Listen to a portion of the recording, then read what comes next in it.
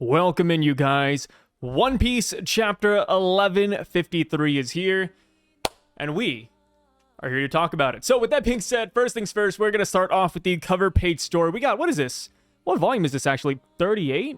37! Volume 37 of Yamato's Pilgrimage. 37 weeks of fun is what I like to call it. And it seems like Yamato has finally arrived in Ringo. She didn't have to come here. But of course, since this is the quickest path back to the Flower Capital, and because this is like the last place she hasn't visited yet, I'm assuming she just wanted to make a quick little stop. Which is nice, because we actually see Okiku here. Okiku is now the daimyo of Ringo. You know, she got a little promotion there. And we also see one of the 5 Yakuza bosses, Cho. And she's hanging out here. Seeing Cho here, it puts a bad taste in my mouth. I'm not gonna lie, dude. I remember back in Udon Prison, when we first learned about the Yakuza bosses led by Hyogoro, I was like, wow, these guys have aura. You know, I'm excited to see what these guys are gonna bring to Onigashima. And then, I shit you not, I forgot they were even there during the raid. You know, Hyogoro made an impact. The other Yakuza bosses, if I recall correctly, they fought fodder for a little bit, and then some of them got turned into Ice Oni, and I think Chopper cured them? I don't even remember, dude. You know, just thinking about the Yakuza bosses, my mind gets foggy, but low be for me to, like, hate on these guys too much, right? They're just background characters, but, you know, hopefully the 2 or 3 Cho fans out there, the 2 or 3 Yakuza fans out there are eating this cover page up. So, of course, you know, since this is the last named destination in Wano that Yamato has not visited, I am expecting her to go back to the Flower Capital come next week. Or maybe someone will come to Ringo. Ooh, plot twist, guys. You never know what's gonna happen. So, on to the chapter now. We start off with the... What is this, like a backstory of King Harald? Yeah. Dory and Brogy shared a wild childhood with King Harald, and we see like a mini Dory, Brogy, mini Harald there, and it's pretty cute, right? They're just a bunch of kids having fun. What really sticks out to me, though, out of this first panel, is the fact that King Harald is actually holding the same hammer, or at least the same type of hammer, that Loki held last chapter during the flashback. You know, so it looks like Loki inherited his father's weapon, which, is pretty nice. So King Harald, we learn that he's been wreaking havoc around the seas, and he says that all these puny humans are just too weak, you know, they don't really entertain him. And then that is when he stumbles upon a Bunt Kingdom, which is located in the New World. He sees from his spyglass that a giant is being held there. A giant is being used as a circus attraction. King Harald rightfully gets very upset at this, and he lays that kingdom to waste. And I gotta admit, even though there is a misunderstanding here, I really respect Harald for this. I don't know, man. You know, he sees a giant in a cage, and he's like, oh, we're gonna save her, you know. This scumbag of a king right now goes out of his way to save his own kinfolk, and I really respect it, man. I really do. Of course, like I said, this is a complete misunderstanding. Ida is simply putting up the scary giant persona to attract people to the circus, right? She's trying to repay her debt to this kingdom because they saved her when she washed ashore there many years ago. So Ida rightfully slaps King Harald saying, hey, take me back to those people, man. I need to rebuild their village because you destroyed it. You know, you should have just asked. Which, she didn't say that last part, but that's what I thought too, right? You know, while King Harald was rampaging on this island, I'm surprised Ida just didn't say, hey, stop. It seems like she waited until after King Harald finished up to actually tell him that all of this was a grave misunderstanding. So we actually learn a couple of interesting things from Ida. She's not from Elbaph, but instead an island in the South Blue. An island called... Wait, where is it? It's like Samuwanai? Okay, so I'm looking at it right here. She says, I was born on Samuwanai Island in the South Blue, which really stood out to me because there's another giant we know of that was born in the South Blue, and we never heard what island he actually came from. And that giant is, of course, Jaguar de Sol. So I thought that was kind of interesting, you know, just a nice little callback right there.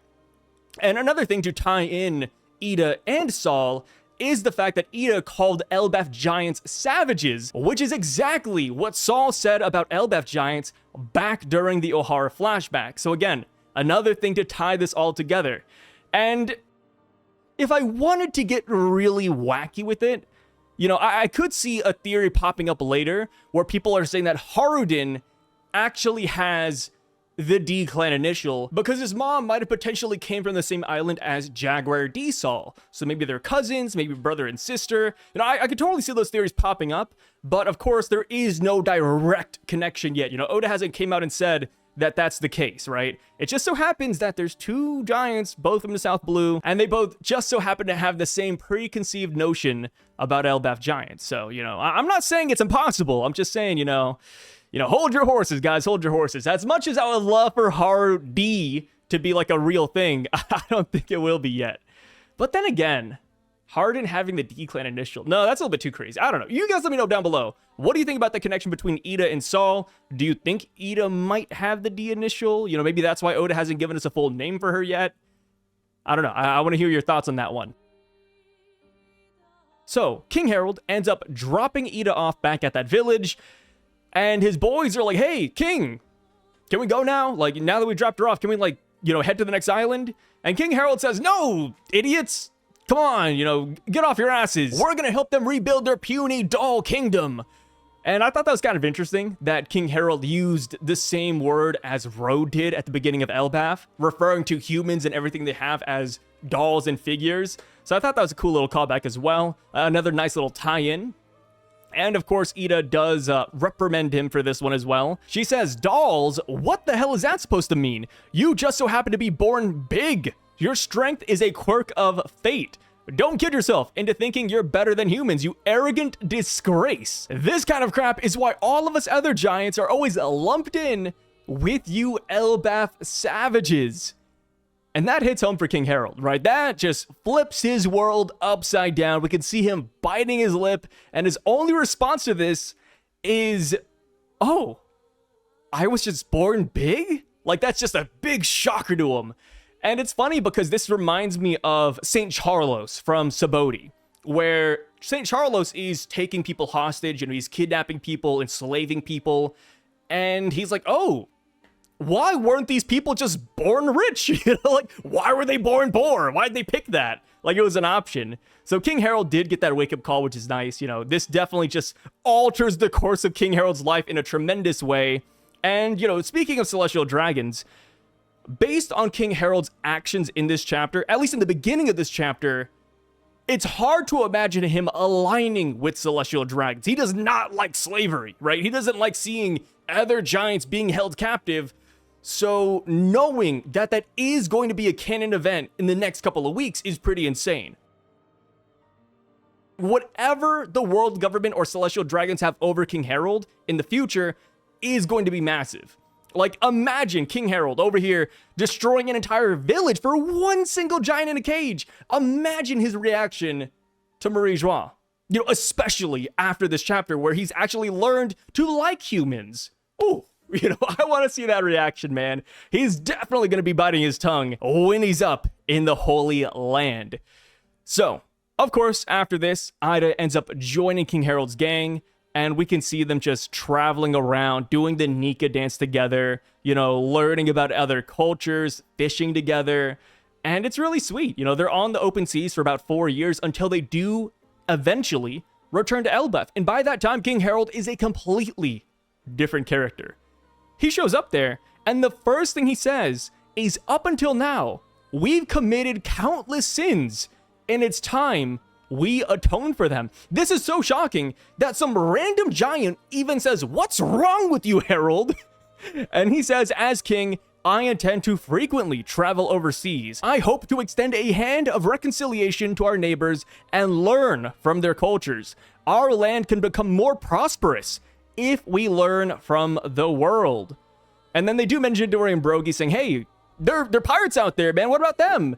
And they're like, wait a minute, guys. Dorian Broggie, they may be warriors, but they've always respected people, right? They've always treated people very fairly, so we don't have to worry about them, which I'm glad they brought that up. Throughout this chapter, even though we don't see current day Dorian Broggie, they actually do get a decent amount of mentions, which I actually enjoy. You know, now I'm just waiting for the Mother Carmel Big Mom callback, because we do know that they are in Elbaph currently. At least by the end of this chapter. You know, right here in this segment of the chapter, no. But by the end of the chapter, Big Mom and Carmel are here. We go on, and we see that Ida and King Harald do continue their journey a little bit, and then eventually, 81 years in the past, that is when Ida, who currently lives in the Eastern Village, gives birth to Harald, the member of the Grand Fleet. King Harald is so happy. He goes over to the elders and he says, Ida and I... ... I'm assuming he was going to say that he wants to get married to her, or at least, hey, we have an official kid. But of course, the village elders shoot him down. The village elders, there's 4 of them, they say, unfortunately, we cannot recognize your marriage. Only pureblood can be permitted within the royal family. And that's nuts. I mean, you gotta imagine, this is King Harald. This is the king of Elbaph. If there were a stupid-ass law like that in Elbaph, you would imagine that King Harald would be able to turn it over. I think the old King Harald would have, right? If we're going back to, like, last chapter King Harald, oh my god, he would have stopped these guys in. But this is a different King Harald. He's more respectable. He's trying to learn cultures. He's trying to be not divisive. So he goes along with it. You know, despite him wanting to marry Ida, despite him saying, hey, damn it, forgive me, Ida, he goes along with it. And I just gotta say, man, but who the hell are these village elders?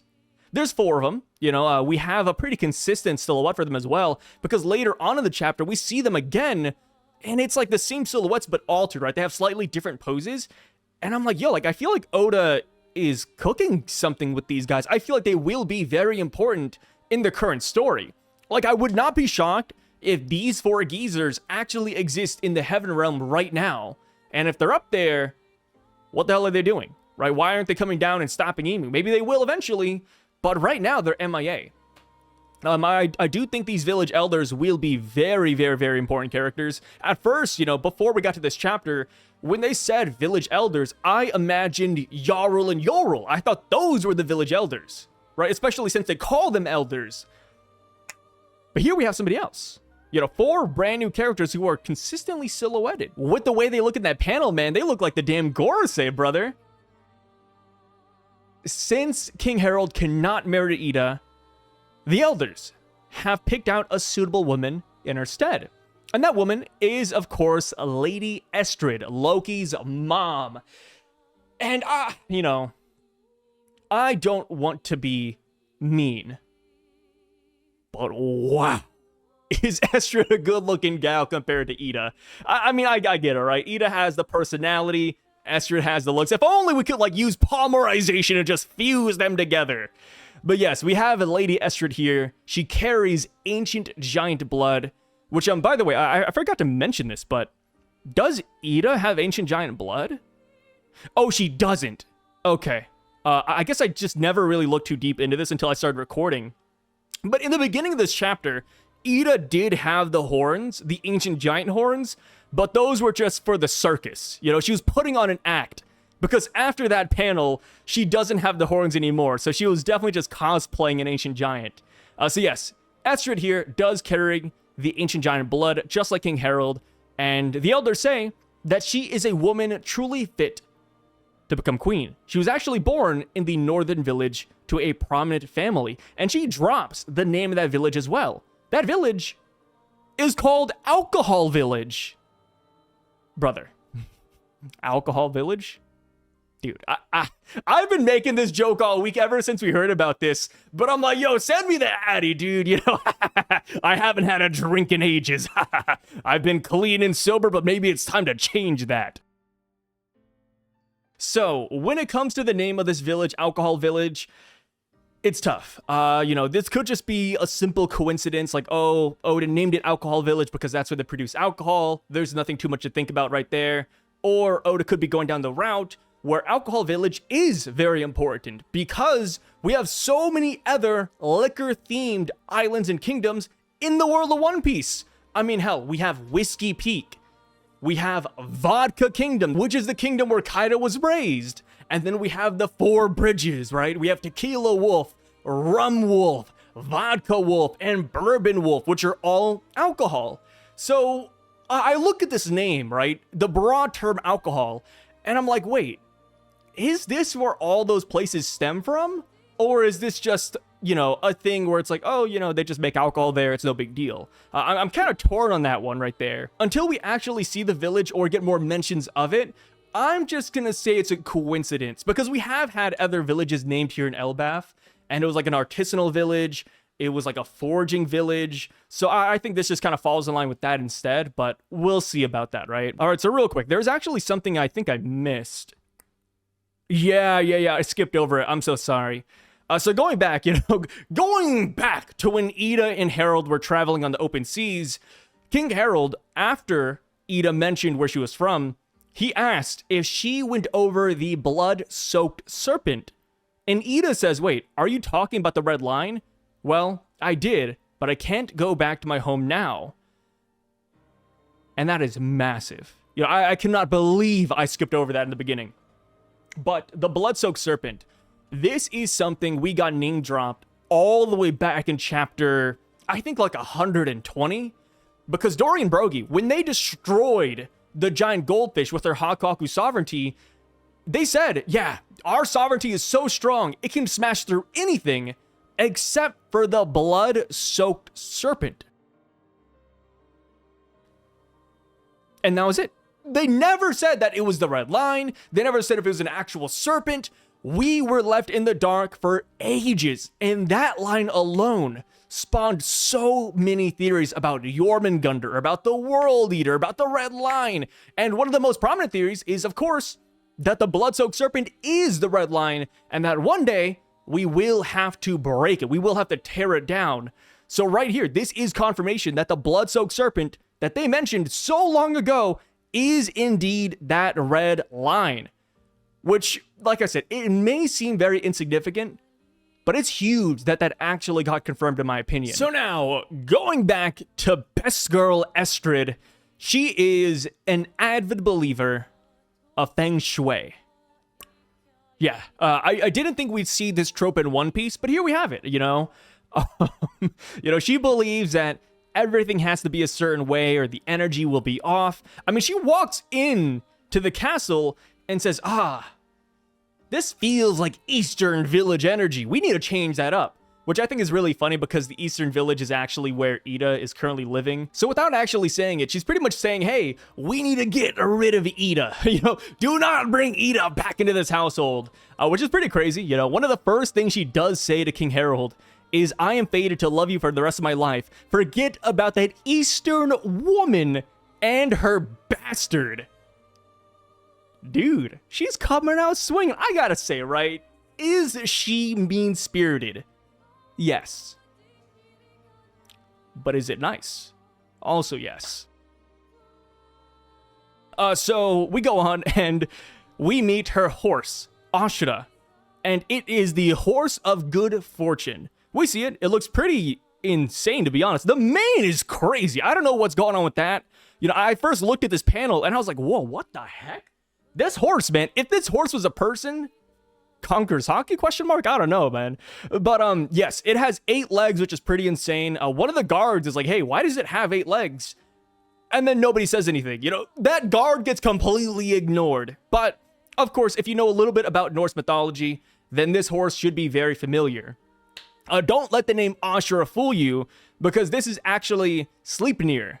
Sleipnir? Sleipnir. I can't pronounce it. I apologize to anybody who knows the actual pronunciation. But yes, this horse in Norse mythology is actually Odin's horse, which is pretty fitting, right? The father of Loki having this horse. Yeah, it all checks out.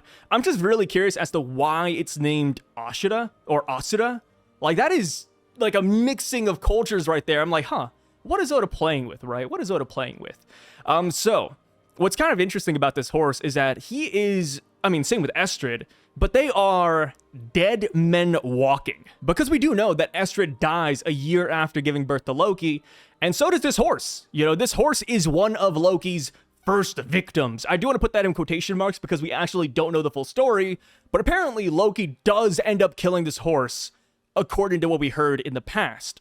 So, enjoy the horse while it's here, because it's not going to be here for long. So, going on with the chapter, we are now 70-ish years into the past, and King Harald has just made a trip over from Fishman Island. And he talks about mermaids and fishmen and how they all live in harmony despite being different species. And it's pretty cool, you know, the giants are listening in and they just love hearing about King Harald's adventures. And it's pretty sweet, right? It looks like King Harald is trying to establish some diplomacy with them. But we do know that it kind of falls through. You know, King Harald has hit a couple of roadblocks in his journey, and even current day, when Jinbei first showed up to Elbaph, some of the giants were pretty shocked at how Jinbei looked, right? They're like, oh, his skin is blue, he's a fisherman, I've never seen one of these guys before. So we do know that whatever King Harald was working on here, whatever diplomacy mission he was on, it does get stonewalled, most likely due to the WG. Another small thing that they add in here is that King Harald knows about the Pole Star or the North Star, which is something I did find a little bit interesting because the North Star, the Polar Star, exists in our world, the real world. So the fact that it also exists in the One Piece world is pretty cool, right? I can't tell if that's a nice tie-in or if Oda will make that a bigger plot point down the road. Because, you know, thinking back on the lore of One Piece, we have had characters mention the North Pole and the South Pole before. And those characters were Buggy and Shanks. You know, Buggy and Shanks were arguing which one was colder. Was it the North Pole or the South Pole? So, you know, King Harald talking about the Polar Star, it's like, wait a minute. Will we ever go there in One Piece? Will that actually matter one day? I don't know. I forgot one thing earlier, but this was pointed out to me by Mr. Bushido, you know, valuable member of my Discord, a good friend. But he made the connection that it's funny that Ida was first found at a circus. And when we first met Harden back in Dressrosa, he technically also worked for a circus because he was working under Buggy the Clown. So again, you know, a nice little callback right there. Just wanted to shoe that in before it's too late. So yes, after King Harald tells Elbaph about his Fishman Island adventures, we get another time skip. We get so many time skips in this chapter, but we are now 63 years from the present, and we're actually witnessing the birth of the accursed prince. We see Loki being born, and Estrid, she says, oh, let me get a good look at my sons. What the hell is that? You know, she looks at baby Loki and she is terrified. She says that it is horrid. She's falling out of the damn bed. You know, she's flipping tables over. They're like, Your Highness. And she says, it's freaking me out. What is that? She doesn't even call him a he. She calls it a thing, brother. They say, Your Highness, please, please calm down. And she says, tell the king that my birth was a stillbirth. This is utterly unacceptable. It's cursed. Look at it. It's a monster. And we see baby Loki, you know, goo-goo gagaing, you know, throwing his hands up, and he's crying, you know, like, I mean, obviously babies just cry in general, but he's crying because nobody's there. You know, his mom is not holding him. Instead, okay, but actually, she does hold him. She does hold him. You know, how else would she throw him down into the underworld? But yeah, she holds him for a split 2 seconds, and then she tosses his ass off the tree. It's pretty crazy. And then we even get a freaking narrator box. And the narrator announces that it is said that the most unfortunate souls are those rejected from birth by their own mother. Bro, that's wicked. Estrid goes on and she says, listen to me. No child was born today. I forbid you from telling anyone. And people are saying, wait, where are you going? And she says, I'm returning to my village. I never want to give birth again. Bro, she's leaving the castle. She's leaving the castle. She is essentially leaving King Harald at this point, too. And they're like, wait, Your Highness, wait a moment. It's coming. And she's like, what? What's coming? What about the underworld? And then that is when we see baby Loki crawling up the Yggdrasil tree, half frozen, beaten, bloodied, still hitting us with the ooga gaga. You know, I said it earlier, but that is freaking wicked. And in the background too, we see that baby Loki fought for his life. You know, he didn't simply get tossed and then climbed up the tree. No. He got tossed and he fought animals. He fought giant animals. We see a bear. I think it's a bear. We see a bear beheaded on the ground. Baby Loki tore this guy in half. Well, technically not in half. He like tore his neck. Whatever. You get what I'm trying to say. So, we need to talk. But is this the strongest feat we have ever seen from a One Piece kid before? I think so. Brother is maybe 5 minutes old, and he tanked a fall from the Sun Realm all the way to the underworld, and he beat a full-grown Elbaph bear. Keep in mind, maybe 5 minutes old. Because look at this.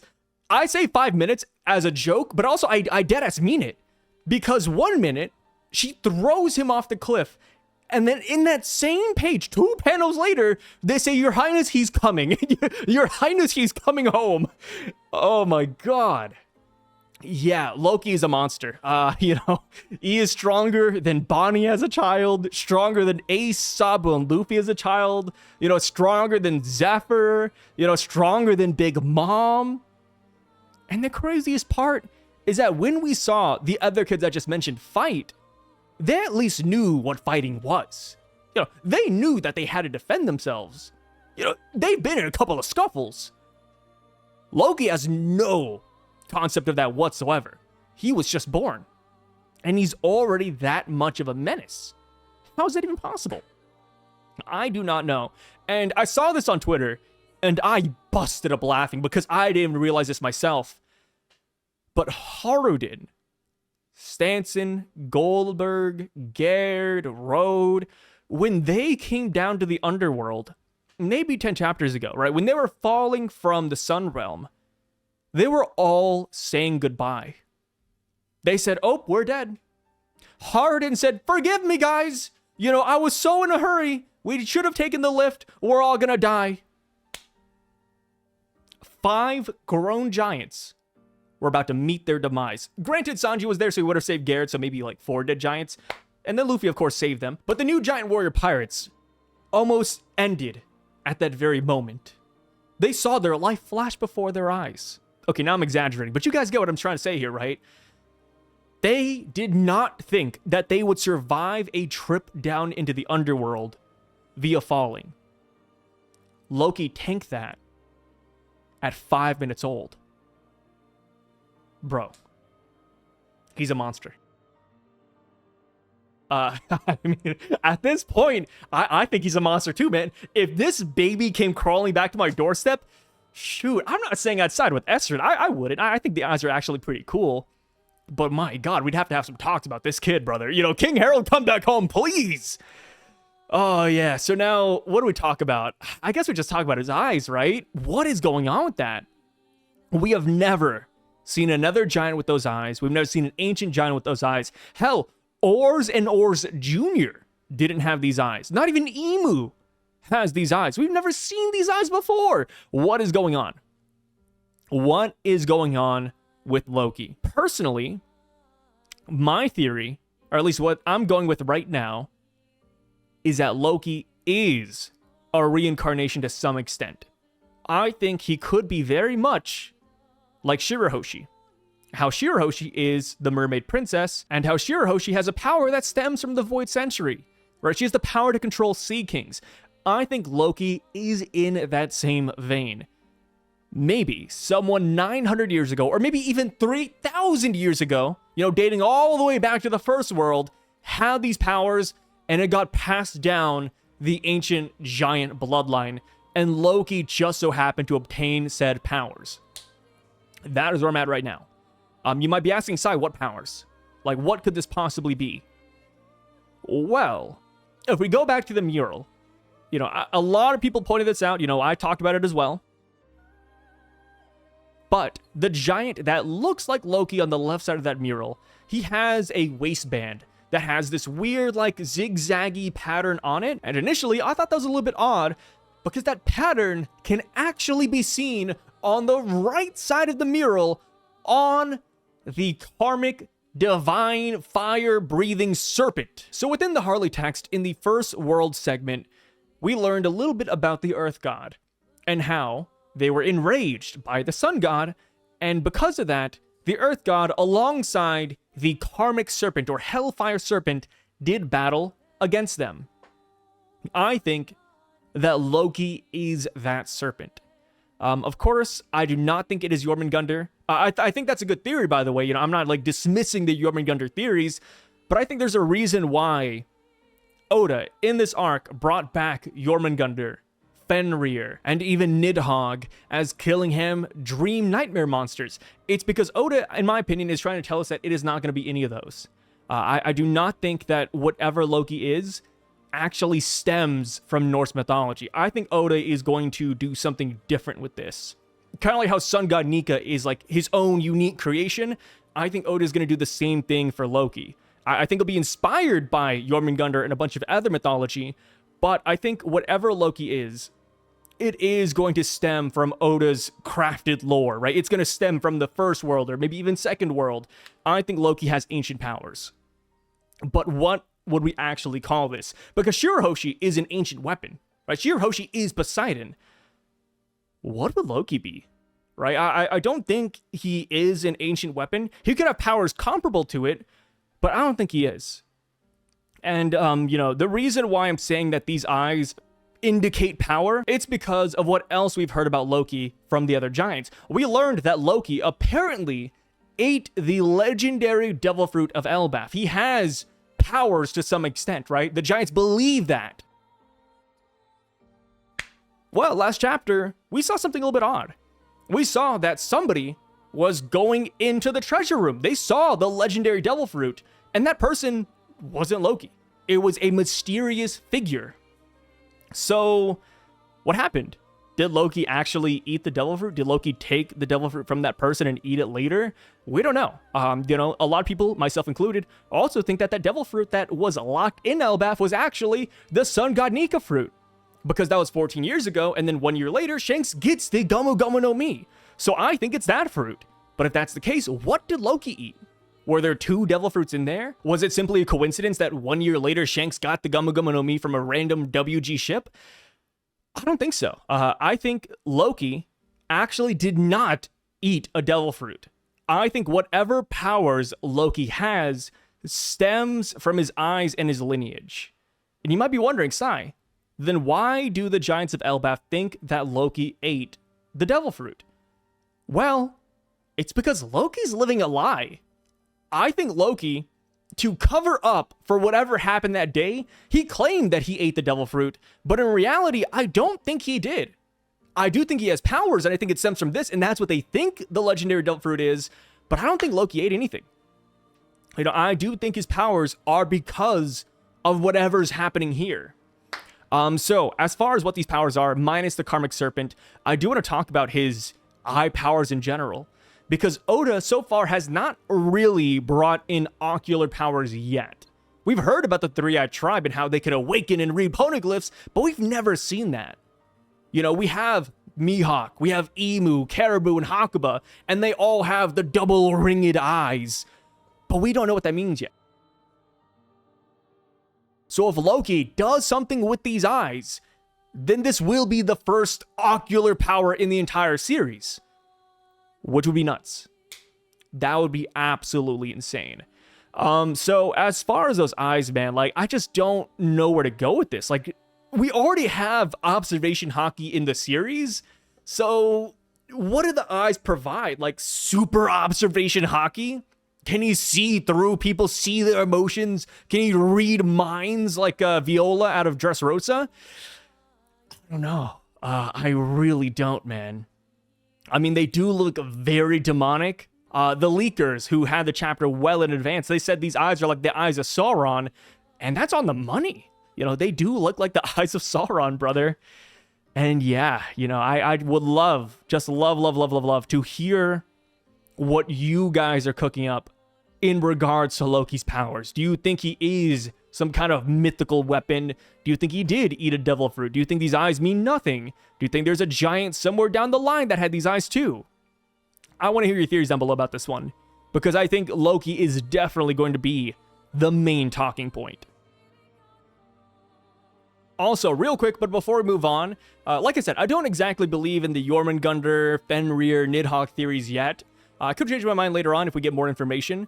But one thing I did find kind of interesting is that in Norse mythology, Fenrir actually kills Odin And they also kill Sleipnir, which is the horse that we see in this chapter. So the prophecy that Loki kills his dad and the horse, it's like, huh, I wonder if it's Fenrir. I just don't know, man. The reason I'm not like big on the Fenrir, Nidhogg, and Jormungandr theories, despite it being really cool, is simply because Oda already brought them into Elbaph. Like, we saw those guys already. So would Oda really take those monsters and bring them back with Loki, but making them cooler? He could. Yeah, I'm not dismissing it. But I think that is why I'm not 100 on it yet. It just feels a little bit odd. So now, moving on to the final page of the chapter, we hear from the narrator that soon after, Queen Estrid collapsed due to ill health. She's bedridden. We actually don't even see her in that last page at all. She simply says, dispose of the child again and again. It's become clear this was foretold long before it came into the world. And then you have one of the guards saying, whoa, whoa, whoa, Queen, enough. Like, this is getting silly. You're crazy. This is all crazy talk here. But she is just doubling down that Loki is a menace. We cut over to King Harald, and the narrator says, meanwhile, King Harald struggled against the walls of diplomacy. And he says, blocked by the world government again. Why can't countries just be free? And then that is when we cut over to the last group, which is, of course, Ida and Harden. And she says, hey, he is your little brother, Harden. Don't you want to see the little guy? And Harden, of course, does not really like Loki. He says, if he's not your kid, Mom, then there's no way I can call him my little brother. And I've seen people like giving some flack to Harden because of this, right? Oh, but they are brothers, you know, Harden, break some bread. But you gotta imagine, man, you know, King Harald's in the castle, Estrid's in the castle, and your mom's out here. And the new boy's in there. Like, I get why him as a kid would be pretty upset about this. I feel like that's pretty understandable. And then we move on to the final narrator box, and they say, from then on, every misfortune that struck Elbaph was to be chalked up to Loki's curse. Here's the thing. You know, if you were to ask me today, hell, even months ago, if Loki was actually cursed, I don't think so. You know, I feel like a lot of things just so happened to go wrong, and they just blamed Loki. It was easier that way. And looking at it right now, looking at this chapter, Loki has an op, dude. The mom is gunning for Loki 24/7, saying, oh yeah, Loki's a curse. Loki's a curse. He's gonna kill the king and blah, blah, blah. Because the mom just keeps on saying this over and over, and because she is the queen of Elbaph, I can see why the rest of Elbaph would follow what the queen is saying and attribute every misfortune onto Loki. I do think that is very unfortunate, and I'm curious now, how does Estrid die?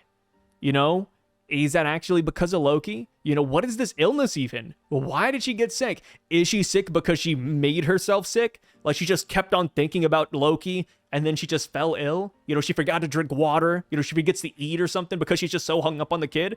That could be the case. And also, the illness that she has in this chapter, is that what ends up taking her life within a year of Loki's birth? Is this what kills her? Because I'm not gonna lie, man. I wouldn't be shocked if King Harald kills her. I mean, King Harald, you know, he's a very nice guy right now. He's changed his ways. But if he comes back home and he sees Estrid trying to kill Loki, what would he do, right?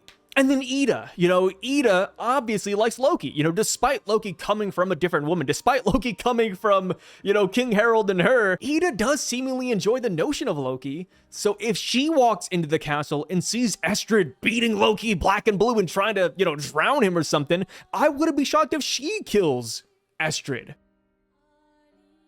You know, I feel like a lot of things are working against Estrid right now. As far as Loki goes, I don't think he has any ill will. I mean, he's a baby, right? I don't think Loki kills Sleipnir for no reason. I don't think Loki kills his mom even. You know, I think, again, it is just because people believe it's Loki's curse, so they attribute it to him. Very, very, very unfortunate stuff, man. So, last thing I do want to talk about with this chapter is, of course, where do we go from here? Obviously, we're going to continue the Loki flashback, right? But as far as King Harald goes, how does he run in to the Holy Knights? Does King Harald get so pent up about the world government that he goes up to the Holy Land himself? Is that what happens? Does he try to attend a reverie, perhaps? I think there's a lot of ways for him to get involved with the world government. And what I'm excited to see the most, I said this earlier in this video, but how does King Harald end up bending the knee to the world government? How does he end up knowing Garling and Shamrock? How does he end up knowing Shanks up there? And how much does he know? Does he know about Emu? Right? Because Emu talked about Harald's blunder. So has Harald actually met the king of the world? I do wonder that. And also, if Harald witnesses the atrocities of the Celestial Dragons, what stops him from going on a rampage? Right? Has he truly changed so much that he doesn't believe in violence anymore? Or does he simply not want to fight back because he would get his ass beat? Right? Because, I mean, as much as we meme on some of the world government, they're kind of strong, dude. If he goes up there and the Holy Knights are there and they're prime, ooh, maybe he does get humbled. And another big question is, when does King Harald rip off his horns? Because he still has his horns by the end of this chapter. So there's a lot of big things I'm still curious about. And then, of course, come the next couple of chapters, I wouldn't be shocked if we get a King Harald, Mother Carmel interaction. How does he feel about her? Are her dirty deeds perhaps one of the things that he lets slide here in Elbaph in accordance with the world government rulings? I don't know. And then, of course, Big Mom. I think Big Mom is going to come into play somehow, some way. I just would love if we had a Loki Big Mom scene where they're just like walking around and they like look at each other for a brief second and that's it. It could be very much like, oh damn, what's that one anime? Is it Your Name? Where they like both walk by each other and they're like, whoa. It could be like that, right? Like, oh, you need to marry my daughter Lola. And then Loki's like, goo goo gaga. I thought that'd be kind of funny. Also, yeah, I just love, I gotta say this about the chapter, but I just love seeing King Harald change. Like, he changes so quickly, brother. From, hey, let's destroy humans, these puny dolls, to, hey, I want to learn about culture, trade, and how other kingdoms do their business. Like, man, dude, it's like he's discovering the Silk Road. That must be how they all felt back in the past, right? Oh, India has spices? What the hell? Dude, these Asian people, man, they got jade. You see that thing over there? Like, yeah, that's what it feels like, but that's just me. And with that being said, that is the end of today's video. Thank you so much for being here. I really freaking appreciate it. Make sure to drop all your theories and comments down below in regards to this chapter, or hell, even outside of this chapter, right? I would love to hear everything down below. And of course, in the next couple of days, we will be reading through the comment section. So if you want your theory read, drop it down there, man. It could be about anything. It can be about Loki. It can be about King Harald, Fishman Island, Loki's eyes, Estrid, Sleipnir, anything. Anything at all. I would love, love, love to hear it. I'm out of breath now. But with that being said, you all take care, and I'll catch you later. Peace out, brother.